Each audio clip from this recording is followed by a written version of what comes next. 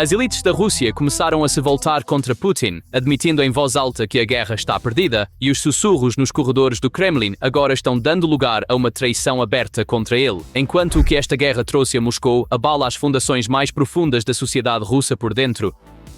No dia 2 de julho, a presidente do Comitê da Duma Estatal, Nina Ostanina, acusou o governo de Putin, em comentários publicados no Telegram, de esconder a verdade do público. Em uma ditadura onde a oposição é silenciada instantaneamente e uma única voz é a lei, uma figura do mais alto nível do parlamento se levantar e acusar seu próprio gabinete de mentir não é uma crítica política comum. Na ordem que Putin construiu, isso equivale à traição. É uma bandeira aberta de motim de elites que começaram a abandonar um navio afundando. Ostanina condensou o abismo para o qual o regime está deslizando em uma sentença letal. O país pode ficar sem pão. Sob sanções, isso equivale à morte. Há uma única palavra na história russa que derrubou impérios, destronou coroas e colocou czares diante de pelotões de fuzilamento: pão.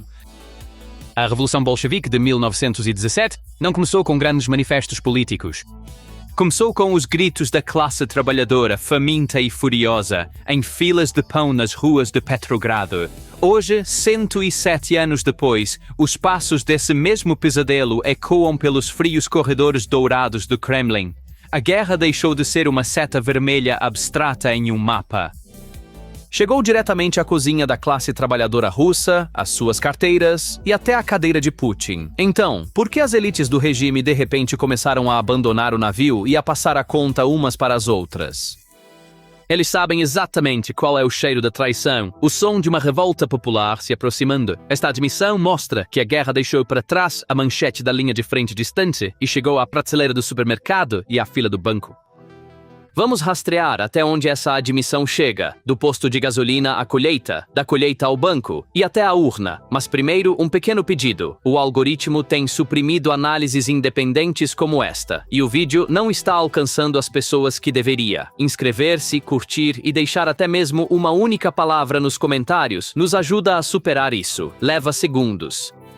Agora vamos ver exatamente o que essa admissão continha. O aviso de Ostanina não é um desabafo raivoso lançado antes de uma eleição. É um alarme concreto. Segundo ela, quase um terço das maiores refinarias da Rússia estão fora de operação. O vice-primeiro-ministro e os ministros responsáveis não estão descrevendo a situação honestamente e não existe um plano de emergência. Enquanto isso, Putin descarta a mesma crise em público como não sendo crítica. Assim, enquanto o Kremlin transmite a mensagem de que não há problema, o próprio legislador do regime declara que essa mesma situação é um desastre. É importante entender que isso não é um ataque comum da oposição. As eleições para a Duma acontecem em setembro e Ostanina insinuou abertamente que esse problema de combustível e pão poderia custar a certos funcionários seus cargos. A crise deixou de ser puramente econômica e se transformou em uma ameaça política direta. O que estamos vendo é uma raiva que vem se acumulando há meses finalmente emergindo. Os legisladores russos estão lidando com as reclamações vindas de seus distritos: pão caro, postos de gasolina vazios, salários atrasados. Em um sistema de voz única como o da Rússia, este é um ponto de virada. Um presidente de comissão está acusando abertamente o governo de ocultar a verdade. A fissura é profunda e a pressão é muito maior do que se supunha. Em resumo, quem pronuncia a palavra derrota já não é um inimigo, é a própria voz do sistema. Ostanina não é a única a levantar essa questão. Até mesmo o homem no topo da Duma, o presidente Vyacheslav Volodin, interveio com um apelo público. Se unirmos a vontade de todos em uma única vontade, prevaleceremos. Todos entendemos que o Ocidente coletivo está contra nós. Devemos proceder com base nisso e não dar a eles nenhuma desculpa ou deixá-los procurar uma. Vamos lidar com os problemas nos postos de gasolina, assim como lidamos com outros problemas. Eles queriam derrubar nosso sistema financeiro. Eles falharam. Ele foi ainda mais longe, gabando-se de que o Ocidente tentou derrubar tanto o sistema financeiro quanto a economia, e falhou. A realidade diz o contrário. Nos mesmos dias em que essas palavras foram ditas, as refinarias estavam parando uma a uma. A gasolina estava sendo racionada e os bancos estavam sendo silenciosamente arrastados para um limiar devastador.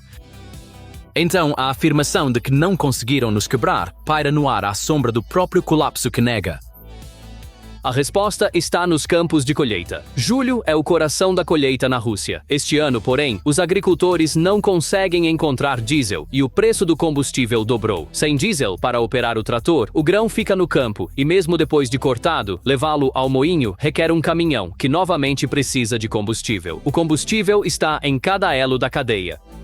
Robert Brovdy, comandante das Forças de Sistemas Não Tripulados da Ucrânia, mais conhecido como Magyar, resume a situação em uma frase. A colheita no sul da Rússia está sendo esmagada por uma grave crise de combustível, e o aumento do preço do diesel tornou até mesmo o transporte do grão antieconômico. A escassez se propaga rapidamente até a mesa de jantar. Por relatos independentes, a colheita de 2026 já está de 1 a 2 semanas atrasada. Produtores de alimentos estão alertando os varejistas sobre atrasos nas entregas. Transportadoras aumentaram as taxas de frete em pelo menos 10% a partir de 1º de julho, e cada caminhão com preço elevado acaba impactando o preço na prateleira. E uma vez que o preço do pão começa a subir em um país, a questão deixa de ser econômica e torna-se social. E é exatamente por isso que o Kremlin está agindo com tanta cautela. Este é exatamente o dominó que Ostanina quis dizer quando falou morte. A frente mais silenciosa deste cerco econômico não se abre na rua, mas no coração do sistema financeiro. Como a admissão não veio apenas da Duma, o mesmo medo foi expressado pelo chefe do maior banco da Rússia. Aqui, a história passa do estômago para a carteira. O CEO do Sberbank, German Gref, disse na televisão estatal em 30 de junho que não há mais ninguém neste país cujo maior desejo não seja que a guerra termine o mais rápido possível. A imprensa americana publicou sob a manchete que o principal banqueiro de Putin está implorando para que a guerra acabe. O chefe do Sberbank não parou por aí. Chamando a política de taxas do Banco Central de tudo menos irracional, ele disse que a economia foi resfriada em excesso e pode até contrair em 2026. Esse aviso, no entanto, é apenas o primeiro sinal de um quadro muito mais sombrio. Até economistas ligados ao Kremlin agora falam de um limiar de crise bancária que foi ultrapassado. Pelo CMASF, esse limiar é definido de duas maneiras: ativos problemáticos excedendo 10% ou uma fuga em massa de depósitos. Ainda assim, no final de 2025, 11% dos empréstimos corporativos, uma soma superior a 10 trilhões de rublos, já eram problemáticos, e entre as pequenas empresas, a parcela subiu para 19%. As famílias estão no mesmo pântano. A dívida pessoal inadimplente ultrapassou 30 bilhões de dólares. O instituto, que por enquanto classifica as chances de uma crise como moderadas, aponta o outono de 2026 como a janela realmente perigosa. E a instituição que está dizendo tudo isso não é uma mera espectadora. O Sberbank é a espinha dorsal das finanças russas e um dos bancos mais próximos do Estado. Seu chefe pedindo o fim da guerra na televisão estatal mostra por si só o quão longe o desconforto dentro do regime agora vai. O Sberbank também reduziu recentemente sua previsão de empréstimos corporativos. À medida que as dívidas incobráveis aumentam, o banco está se tornando cauteloso em conceder novos créditos, o que significa um novo círculo vicioso. Crédito mais restrito pressiona as empresas pressionadas geram mais dívidas incobráveis e isso torna o banco ainda mais cauteloso. De longe, todos esses números podem parecer um problema apenas para banqueiros e burocratas. A verdadeira questão é esta: o que essa situação representa na vida de um russo comum? Segundo a leitura dos analistas, o lugar mais impressionante para observar é o orçamento. A Rússia tomou emprestado centenas de bilhões de dólares a taxas esmagadoras para financiar a guerra. Hoje, apenas o pagamento de juros custa mais do que todo o orçamento de saúde do país e chega a quase 1,5 vezes o que gasta em educação. Colocando de outra forma, cada pagamento de juros agora compete diretamente com um hospital, uma escola, uma pensão. Diante dessa escolha, o Kremlin sempre escolhe o mesmo lado, a frente, não o povo. E é por isso que a guerra chegou à mesa de jantar da família russa. As pessoas sabem disso agora, não pelas notícias, mas pelas suas próprias cozinhas. Como agora estamos chegando à parte desta imagem que alarmou até mesmo a inteligência ocidental, o limiar devastador para o qual os bancos estão sendo arrastados. O exemplo mais marcante disso veio da região de Samara. Em 30 de abril, um vídeo que explodiu nas redes sociais mostrou mulheres russas se posicionando diretamente em frente às câmeras e liberando uma raiva sem precedentes contra o líder russo. Eles estão nos enviando para garagens cheias de gasolina e carros. Estão nos empurrando para esses porões e estou profundamente convencido de que todos, começando pelo presidente, devem ser removidos do cargo. As mulheres estão nomeando Putin diretamente, dizendo a ele, vá morar no porão, e exigindo abertamente a renúncia do presidente. Na Rússia, críticas tão explícitas e filmadas são extremamente raras. Isso foi uma indicação clara de que o povo havia declarado guerra abertamente ao regime. Na realidade, as demandas do povo eram muito básicas: segurança, renda suficiente para sobreviver e paz. Mas, à medida que a economia russa entrou em uma queda livre séria, as instituições estatais tornaram-se incapazes de atender até mesmo as necessidades sociais mais básicas. A guerra agora havia chegado às janelas dos cidadãos russos comuns em toda a sua brutal realidade. Quando as pessoas começaram a passar seus dias com medo da morte, em abrigos improvisados e inundados, sua paciência se esgotou. Veja, nesses mesmos dias, um cidadão russo de Tuapse estava se levantando nas redes sociais, questionando dramaticamente o regime de Putin.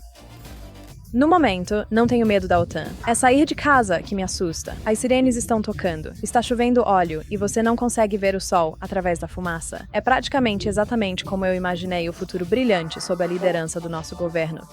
A refinaria de Tuapse foi atingida pela quarta vez em 2 semanas, incluindo no dia 1º de maio de 2026. A cidade estava presa entre a segurança e o desastre ecológico, e o regime estava em silêncio há dias. E veja, vamos voltar àquele vídeo arrepiante de Samara. A mulher de jaqueta preta desafia diretamente.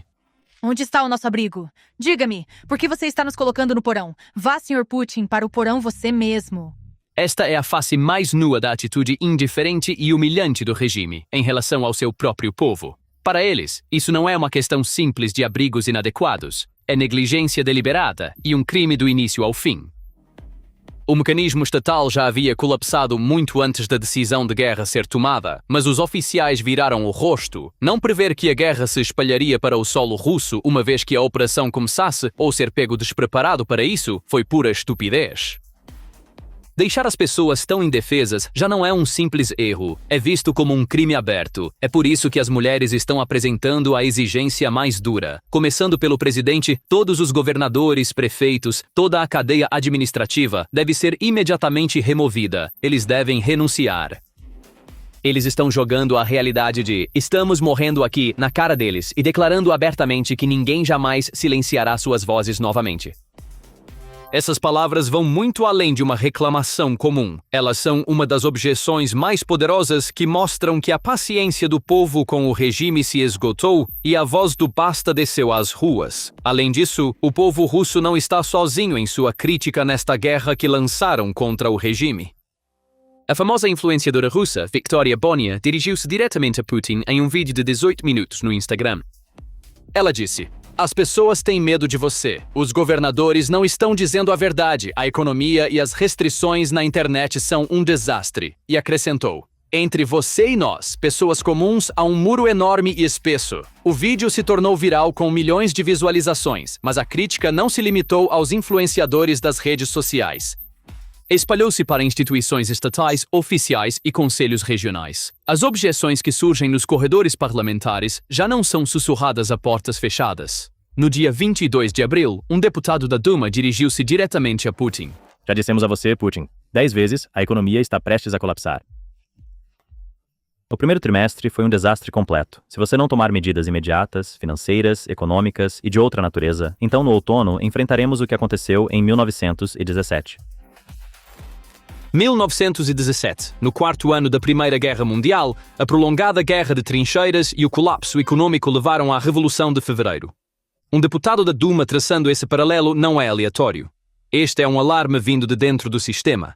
Na verdade, as raízes dessas ousadas manifestações são muito mais profundas e são de natureza estrutural. A centelha dessa coragem foi acesa meses antes na cidade natal de Putin, São Petersburgo, no Conselho Municipal de Smolninskoye. Este conselho local foi além da mera crítica política. Ele apresentou uma petição oficial à Duma estatal, quebrando o maior tabu da Rússia. Eles exigiram a remoção de Putin do cargo sob acusações de traição pela guerra na Ucrânia. Além disso, esses membros do conselho não recorreram a slogans emocionais. Eles apresentaram 4 argumentos fundamentais, baseados na própria constituição do regime. Esses argumentos eram a destruição do exército, a catástrofe demográfica, o colapso econômico e a derrota estratégica. Eles sabiam que a Duma nunca julgaria Putin. O objetivo deles era acender uma tocha na escuridão, e eles conseguiram.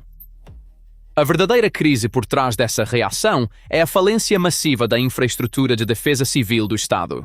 De acordo com relatórios atuais publicados pelo Serviço de Inteligência Estrangeira da Ucrânia, 67% dos abrigos de defesa civil em toda a Rússia estão inutilizáveis. Dados geolocalizados do campo e canais locais do Telegram documentam que uma parte significativa dos abrigos em Tartaristão, Belgorod e até mesmo nos arredores de Moscou foram trancados com cadeados enferrujados. Aqueles que estão abertos estão inundados com esgoto ou água subterrânea devido a falhas de infraestrutura, sistemas de tubulação corroídos e anos de negligência. Os esforços para modernizar o sistema de alerta encontraram atrasos e não se espera que sejam concluídos antes de 2028. Então, a situação é esta. Drones ucranianos estão penetrando profundamente na Rússia, sirenes estão tocando, fábricas estão queimando. Mas as pessoas não têm onde se abrigar. Bem no meio desta crise, o fato de que a demanda por abrigos subterrâneos privados por parte das elites ricas, burocratas e oligarcas em Moscou e São Petersburgo aumentou recentemente em 140% prova a decadência assimétrica dentro do sistema e como a divisão de classes atingiu uma dimensão letal. O colapso sistemático da rede de defesa aérea da Rússia transformou esta crise de abrigos de um simples problema de infraestrutura em uma questão direta de vida ou morte para milhões. Em particular, a completa ineficácia das baterias S-400, radares de alerta antecipado NEBO-SVU e sistemas de proteção de curto alcance Pantsir-S1 contra as tecnologias assimétricas apoiadas pela guerra eletrônica da Ucrânia deixou a retaguarda indefesa. Análises ocidentais avançadas mostram que 40 a 50 unidades críticas de defesa aérea estão sendo eliminadas regularmente a cada mês na linha de frente e além das fronteiras. Esta perda pesada de equipamentos enfraqueceu o guarda-chuva de defesa ao redor da capital e deixou cidades no interior praticamente desprotegidas contra enxames de ameaças do céu. As operações sofisticadas realizadas uma após a outra pelas forças de sistemas não tripulados da Ucrânia documentam definitivamente que até mesmo a geografia da Rússia, a profundidades de 1.500 a 2.000 km, já não é mais uma área segura e pacífica na retaguarda. Agora, até os escritores do blog Z, que vinham propagandeando o sistema há anos, chegaram ao ponto em que não podem negar a realidade atual. O blogueiro Zé Yevgeny Goleman gritou seu desespero. Estamos arruinados, completamente arruinados. 80% dos meus amigos fecharam seus negócios. O sistema colapsou. Eles estão mentindo para Vladimir Vladimirovich e continuam mentindo. O uso da ironia por Goleman, se ao menos o czar soubesse, ele consertaria tudo, é o padrão de lamento mais antigo da Rússia. Mas agora as pessoas estão começando a entender que o czar sabe e simplesmente não se importa. A acentuada queda nas taxas de apoio público também confirma este cheque-mate estratégico. Segundo dados do VTSIOM, a taxa de aprovação de Putin caiu para 65,6%, o nível mais baixo desde o início da invasão da Ucrânia. A taxa de confiança caiu para 71%, e a queda vem ocorrendo por 7 semanas consecutivas. Analistas independentes indicam que o número real pode ser ainda menor, pois em um país autoritário, as pessoas hesitam em expressar seus verdadeiros pensamentos, mesmo em pesquisas. O ex-deputado e ex-candidato presidencial Boris Nadezhdin resume essa mudança. As pessoas estão começando a entender que há uma conexão direta entre seus problemas diários, saúde, preços dos alimentos, problemas de internet e as políticas de Vladimir Putin. Esta é uma nova situação na Rússia. Por anos, os russos pensaram que, se Putin soubesse, ele resolveria. Agora eles estão começando a entender que a fonte do problema é o próprio Putin. E a história está cheia de exemplos de advertência. Na Primeira Guerra Mundial, a prolongada guerra de trincheiras e o colapso econômico levaram à Revolução de Fevereiro de 1917. O czar achava que seu poder era sólido. Em poucos meses, ele foi derrubado. A guerra do Afeganistão desgastou o sistema soviético ao longo de uma década, mesmo sem uma revolta direta, contribuiu para o colapso. A marcha de Prigozhin em 2023 foi de curta duração, mas mostrou quão frágil era o sistema. Até mesmo uma força militar paralela marchando sobre Moscou era possível. Você sabe o quanto todos nós ficamos pobres? Decidi fazer as contas esta manhã. Usei apenas os dados oficiais de inflação do Rosstat desde o início de 2022 até abril de 2026, e deu quase 44%. 44% é o quanto todos nós empobrecemos, o quanto nossos ganhos desvalorizaram. Então, se você está ganhando 100 mil rublos agora, é o mesmo que se estivesse ganhando 56 mil rublos no final de 2021. Agora pergunte a si mesmo, quantos de nós aumentaram nossos ganhos em 44% ao longo dos anos, apenas para permanecer os mesmos, apenas para poder pagar as mesmas coisas que tínhamos há 4 anos? Agora, que os trabalhadores do setor público perguntem a si mesmos quais trabalhadores do setor público tiveram seus salários aumentados em 44% para o... Analistas dizem que a probabilidade de uma revolta completa é atualmente baixa, mas mesmo que os russos não possam lançar uma rebelião em massa através de vídeos de reclamação compartilhados nas redes sociais, eles podem mostrar claramente que o descontentamento e a raiva estão aumentando. Por trás da raiva dos russos estão números concretos e esses números estão destruindo a narrativa de uma economia forte do Kremlin. Hoje na Rússia, 100 mil rublos equivalem a 56 mil rublos em 2021. Em 4 anos, os salários perderam quase metade do seu valor. Para manter o padrão de vida anterior, os salários teriam que ter aumentado várias vezes, mas não aumentaram. A reserva de trabalho caiu de 7 milhões para 4 milhões e 400 mil em 4 anos. Uma grande parte dos homens em idade de trabalhar se alistou no exército ou deixou o país. Os que ficaram foram redirecionados para a indústria de defesa.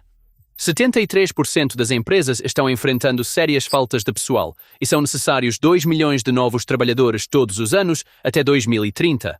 Mas as fontes tradicionais, como os trabalhadores migrantes da Ásia Central, também estão diminuindo. Manufatura, construção, petróleo e gás, logística, os setores que formam a espinha dorsal econômica de qualquer país. Quando não se encontram trabalhadores nesses setores, a produção para, as cadeias de abastecimento quebram, os projetos colapsam. A economia de guerra da Rússia está, na verdade, drenando o sangue da economia civil. Cada trabalhador atraído para o setor militar e de defesa com altos salários está fechando a porta de uma fábrica ou canteiro de obras. A governadora do Banco Central, Elvira Nabiulina, reconheceu a gravidade. Tal situação nunca foi vista na história moderna da Rússia, e essa situação está afetando todo o panorama econômico. E o colapso econômico não está apenas nos números, está na vida diária das pessoas. Na região de Belgorod, o fundo de compensação para vítimas civis esgotou-se completamente.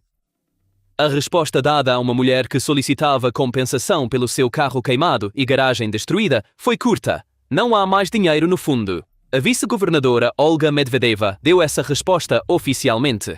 Anteriormente, um cidadão havia sido solicitado a enviar fotos do seu veículo danificado para um canal bloqueado no Telegram, para o qual primeiro precisavam comprar uma VPN. Então, o Estado não pode proteger seus cidadãos, não pode compensá-los quando são prejudicados e está até bloqueando-os de apresentar um pedido de compensação. Tudo isso está levando a paciência do povo ao limite e aumentando a pressão para que Putin renuncie. Então, o que Putin pode fazer? Vamos olhar as opções e ver aonde cada uma leva. Aumentar a repressão, o reflexo do Kremlin. Pedidos de protesto estão sendo rejeitados. A polícia está batendo nas portas dos ativistas. VPNs estão sendo bloqueadas, mas sociedades sob pressão explodem. A raiva suprimida não desaparece. Ela se acumula. Peskov diz: este é o período em que estamos, como se fosse uma situação temporária. Mas no 4º ano, a palavra temporária perdeu sua credibilidade. Renovar a propaganda, transformar o desfile do Dia da Vitória em uma cena de unidade nacional.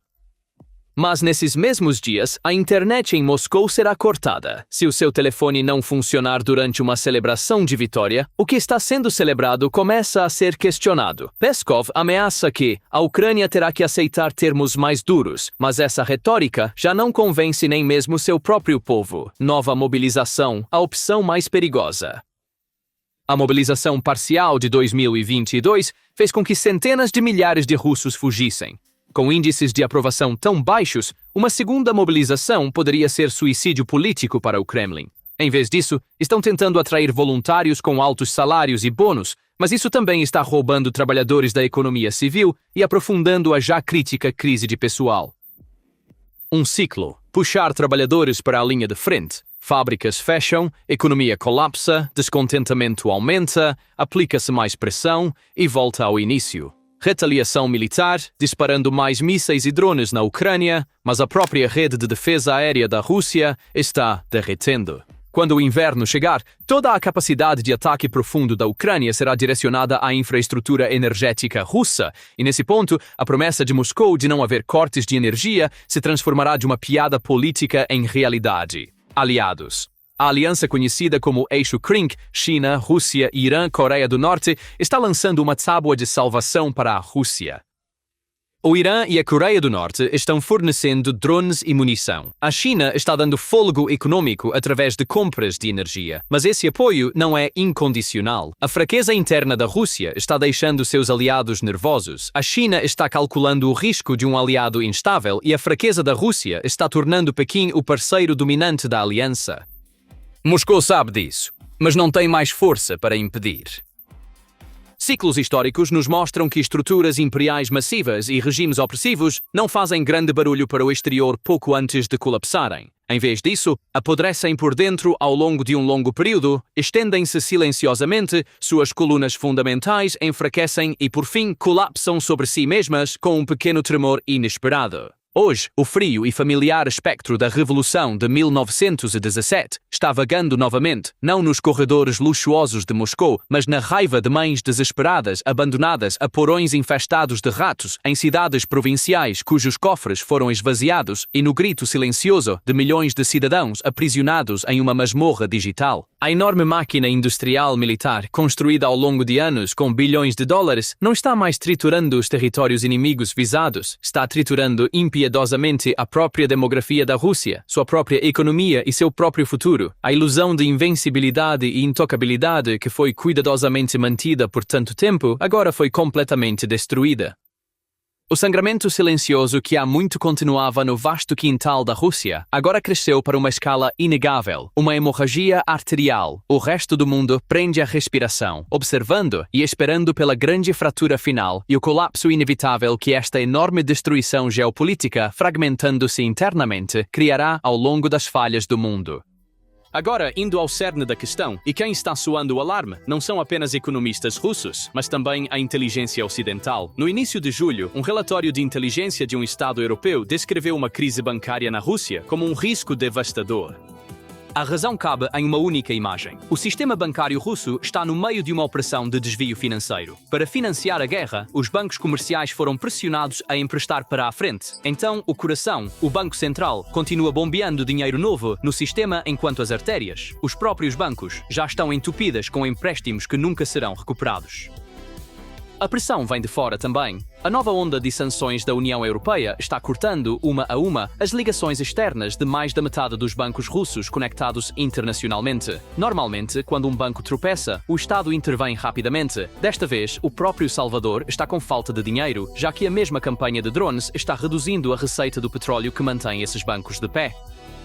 O Estado teve que recorrer ao Fundo de Reserva Nacional e reduzir os gastos não relacionados à guerra. Então, a almofada que ampararia um banco em falência fica um pouco mais fina a cada dia. Na frase do economista Igor Lipetsk, este é apenas o topo visível do iceberg e o iceberg está prestes a se partir. A face mais humana e mais perigosa desta situação, no entanto, reside na reação do depositante comum. De acordo com analistas, os russos têm retirado o dinheiro dos bancos em níveis recordes, já que a confiança se foi. As pessoas agora percebem claramente que os bancos podem falir e não podemos dizer que estão erradas. Até mesmo uma figura sénior de um dos maiores bancos do país foi capaz de dizer que o colapso de bancos menores fora dos 20 maiores não seria ruim para a Rússia. Ainda assim, são precisamente esses bancos que detêm as economias de uma vida de milhões de pessoas. Em um momento assim, a primeira coisa que vem à mente é a garantia de depósito do Estado. Essa garantia realmente protegeria alguém em um colapso genuíno? No papel, ela existe. Na leitura dos analistas, seria inútil. E aqui, a tragédia se transforma em um círculo vicioso. Quanto mais assustadas as pessoas estão, mais elas retiram. Quanto mais todos correm para sacar dinheiro de uma vez, mais rápido os bancos caem. Uma vez que caem, a maioria dessas economias nunca volta. Chegou ao ponto em que as filas na Rússia não estão mais apenas nos postos de gasolina. Elas se estendem para fora dos bancos também, todos tentando salvar seu dinheiro antes que seja tarde demais. Lembre-se da fumaça negra sobre Omsk do início deste vídeo. 2.500 quilômetros dentro da fronteira, um dos golpes mais profundos da guerra. O que é realmente impressionante, no entanto, não é uma única refinaria, mas o padrão por trás disso.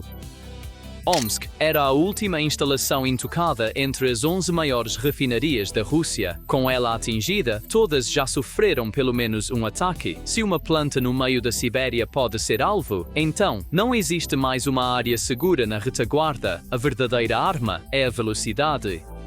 Reparar uma refinaria leva semanas, às vezes meses, enquanto o próximo ataque geralmente chega muito antes. O fabricante de drones da Ucrânia está produzindo centenas de drones de longo alcance por dia e planeja aumentar ainda mais a produção. Assim, Moscou tem que manter sua rede de refinarias em um ciclo interminável de reparos e avarias, e nesse ciclo o tempo sempre trabalha a favor de Kiev. Para ver o que esta crise significa para um russo comum, basta olhar para os postos de gasolina. Longas filas se formaram fora das estações da Lukoil, em Moscou, e o racionamento foi introduzido em mais de 50 regiões. O caso mais evidente é Omsk. Na cidade daquela mesma refinaria que acabamos de descrever, os motoristas foram limitados a apenas 40 litros por veículo enquanto a planta estava sob ataque. A ironia da cena está bem ali. Um país que abastece o mundo com seu petróleo está distribuindo gasolina aos seus próprios motoristas por litro. Em algumas regiões, os postos fecharam completamente. Em outros, as vendas ocorrem apenas em certas horas. A crise se espalhou tanto pelo país que a cidade de Irkutsk teve que trazer banheiros portáteis para aqueles que esperam na fila e aumentar as tarifas do transporte público.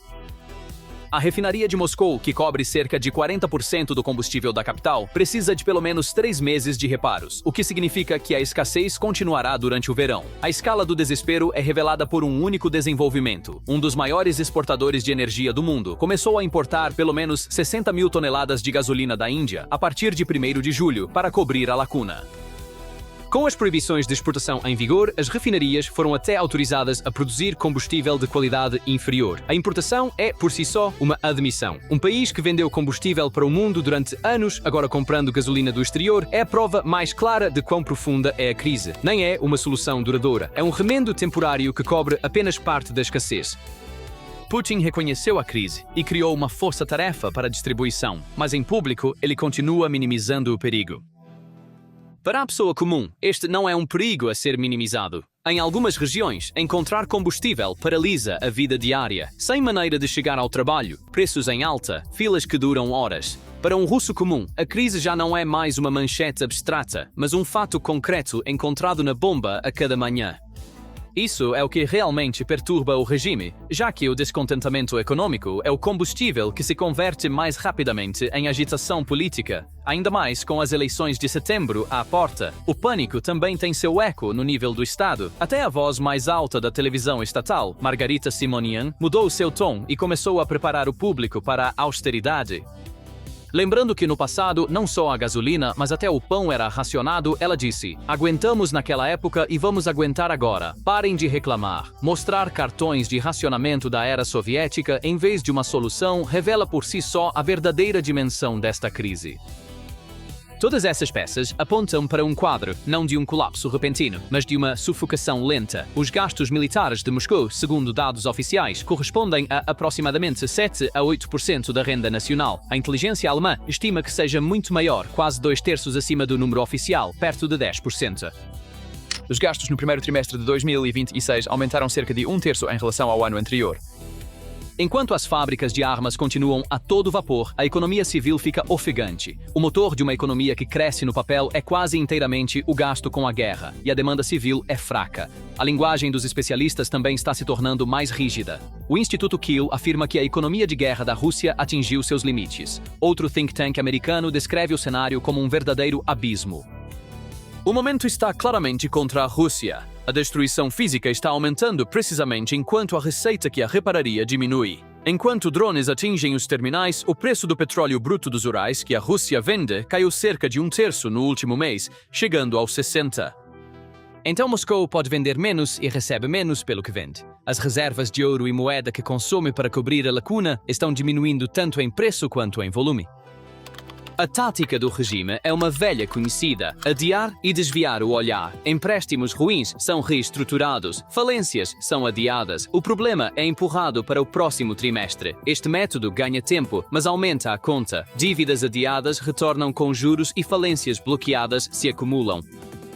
Assim, a crise se aprofunda não de uma vez, mas com cada fatura adiada. O pânico é evitado a curto prazo, enquanto a carga se torna mais pesada no ano seguinte. A história adverte contra tais equilíbrios. Economias sustentadas por gastos militares excessivos podem parecer fortes a curto prazo, mas apodrecem internamente a longo prazo.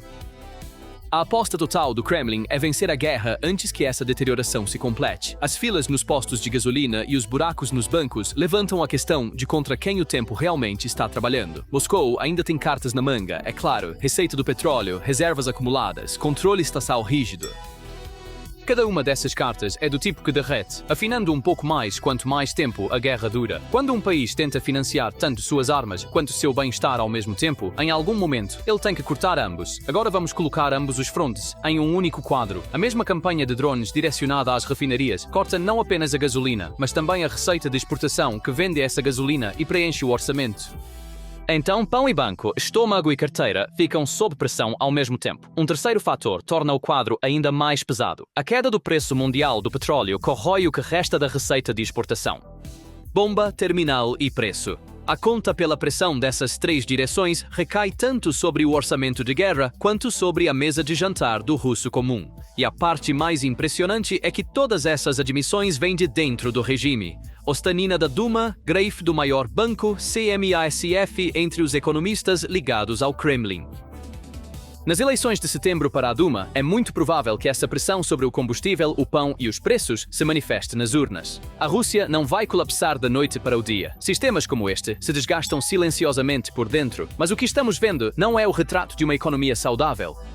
E quando os próprios deputados e banqueiros de um regime começam a pronunciar a palavra derrota tão abertamente, a rachadura é muito mais profunda do que parece. Isto não é uma profecia, mas um raio-x. E o que aparece no filme é um paciente que está piorando constantemente. A causa desse declínio tem um nome, um cerco paciente que a Ucrânia aperta um pouco mais a cada noite, com os golpes indo não para trás, mas cada vez mais fundo. Em uma guerra que agora passa do seu 4º ano, a única coisa que não mudou é quem paga o preço mais alto: pessoas comuns. Nestes mesmos dias, a Rússia atacou Kiev e dezenas de civis perderam suas vidas. Então, o que você acha? Essa pressão em duas frentes pode forçar a Rússia a negociar? Ou o Kremlin suprimirá esta crise também e sustentará a guerra por anos? Compartilhe seus pensamentos nos comentários. Para ficar informado sobre análises exclusivas da PPR Global como esta, por favor, inscreva-se no nosso canal e ative as notificações. Obrigado por nos escolher.